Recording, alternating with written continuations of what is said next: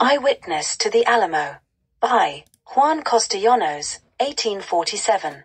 Introduction. Eyewitness to the Alamo, written by Mexican soldier Juan Castellanos and published in 1847, is a vivid first-person account of the Battle of the Alamo.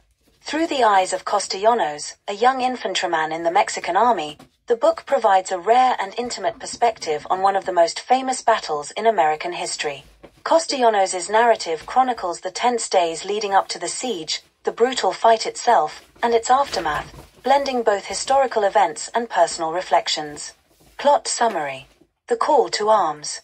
Juan Castellanos, a 24-year-old soldier from the rural outskirts of Mexico City, is called to join the Mexican army in the spring of 1836.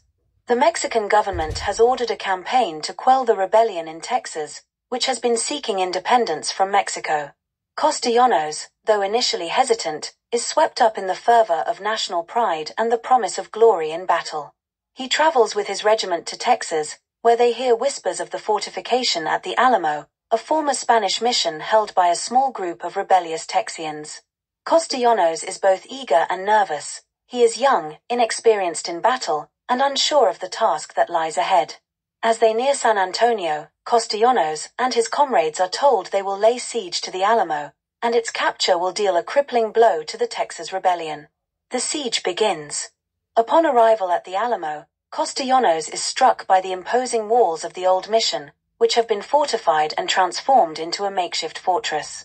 The Texians inside, led by figures such as James Bowie, William B. Travis, and Davy Crockett, have been preparing for an inevitable Mexican assault.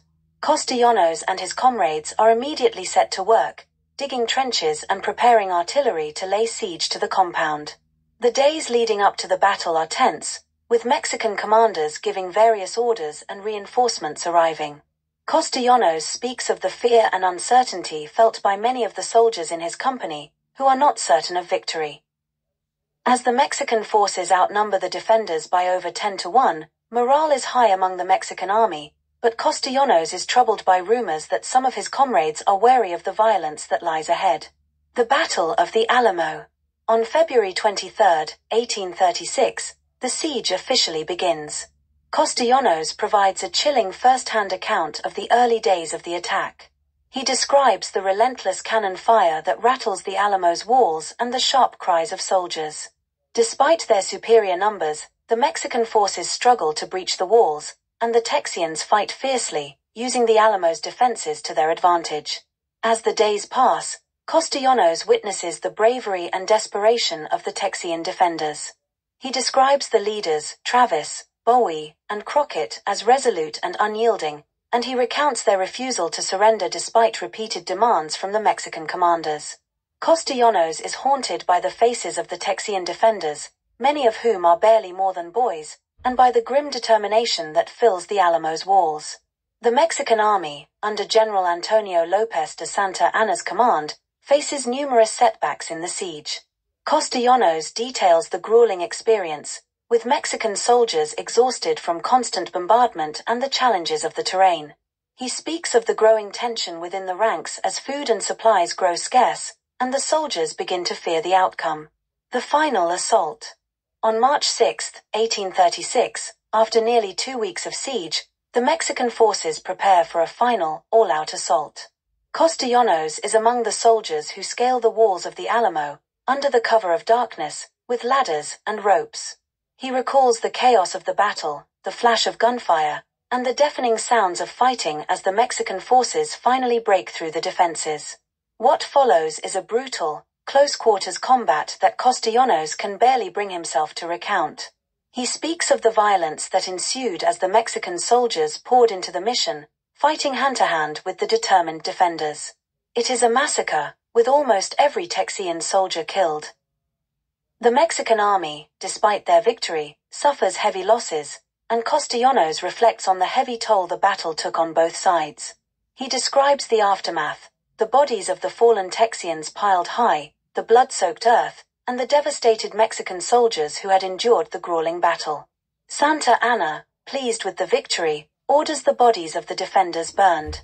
Castellanos, disturbed by the ruthless order, questions the morality of it all.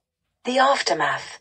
After the fall of the Alamo, Castellanos returns to the Mexican camp, physically and emotionally scarred by the battle.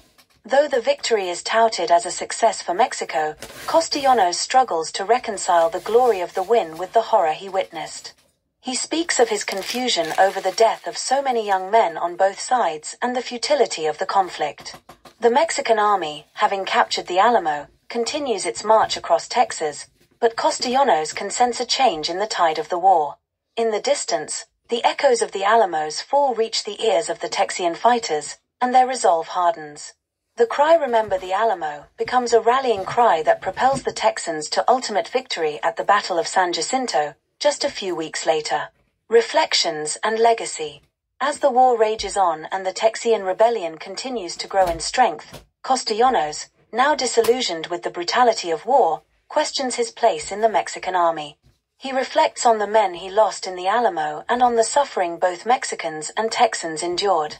By the end of the book, he is weary, realizing that the Alamo, while a momentous and bloody victory for Mexico, will ultimately be remembered as a symbol of Texas's resistance and independence. In the final chapters, Castellanos is haunted by his role in the battle and the horrors he witnessed. His narrative ends with a note of regret, as he watches the tides of history shift away from Mexico and towards the creation of the Republic of Texas. Through his eyes, the reader sees the cost of war not just in terms of lives lost but in the toll it takes on the soul. Themes and resolution. Eyewitness to the Alamo explores the futility of war, the brutal consequences of conflict, and the moral dilemmas faced by soldiers on both sides. Juan Castellanos, as a narrator, provides an honest and often painful account of the battle, devoid of glorification. His narrative emphasizes the humanity of the Texian defenders, acknowledging their courage and resolve, even as they were doomed. The novel also touches on the themes of loyalty and betrayal, as Castellanos grapples with his loyalty to his country and the realization that the war may not be as just as he once believed. Ultimately, the book is a reflection on the costs of conquest and the personal toll of warfare. Legacy and conclusion. Eyewitness to the Alamo was published in 1847, a few years after the conclusion of the Texas Revolution.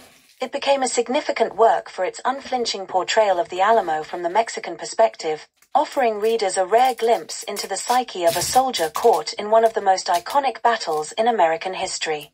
The book's vivid depiction of the violence and human cost of the Alamo resonated with readers, particularly in Mexico, where it became a work that questioned the true cost of the revolution. Juan Castellanos' reflections remain a poignant reminder of the complexity of history and the individual struggles within it.